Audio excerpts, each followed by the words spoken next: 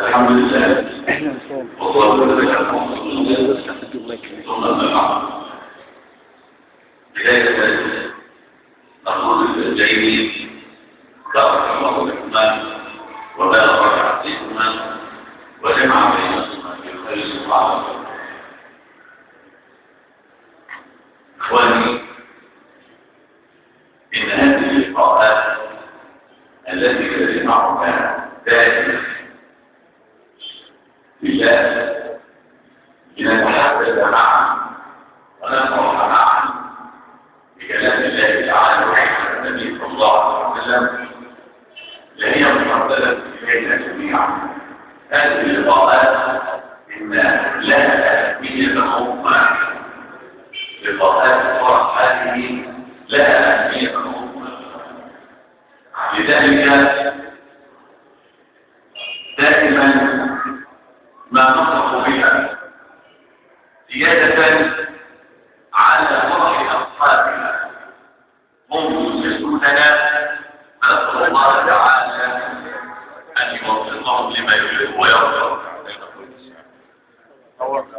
لذلك أفضل أن نتكلم معكم اليوم، وإن كان الله كلمني أن نتكلم عن اللقاء الثالث يوم الخميس الماضي، ولا يزال حتى لا يكون الكلام متكررا، فتكلمنا بقول الله تعالى: الرجال قوامون على النساء إلى آخر الآية. ولكنني لا أريد أن أكرر اليوم الكلام حتى نستفيد دائما من كتاب الله تعالى وسنة النبي صلى الله عليه وسلم. لكنني تكلمت اليوم في موضوع هام جدا، هذا أن كثير من الناس ما يعرفون هذا. واليوم يوم فرح. تخيل اليوم يوم الفرح والسعادة، ونحن نفعل ذلك وبعد.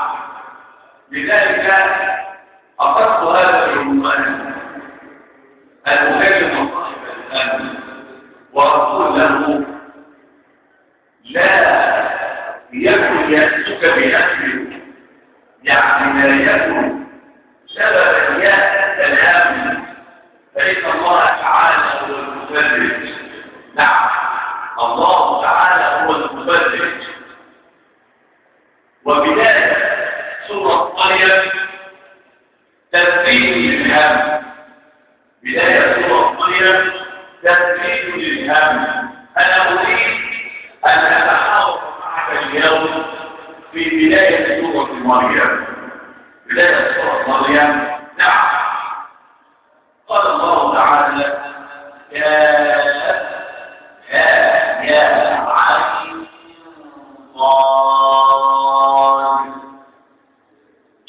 هذه البداية سورة مريم تثبيت للهم. نعم، هذه الأمور مقطعة وقد تكلمت عنها من قبل في هذا المكان وفي مثل هذه المناسبات، وأفضلها فأقول: هذا إعجاز القرآن الكريم يضعه الله تعالى ويؤتيه بين أيدي الخلفاء فهل تعلمون أيها الخلطاء الصحاح ما معنى هذه الحروف؟ الله تعالى حتى صاحب البلاغة لأن القرآن نزل بلسان عربي مبين على من؟ على أصحاب البلاغة والفصاحة والنباغة والصلاة، فتحداه الفضل على مثل هذه الأمور نص القول. وإذا تنقل بفضل الله تعالى ذكر رحمته ربك عبده زكريا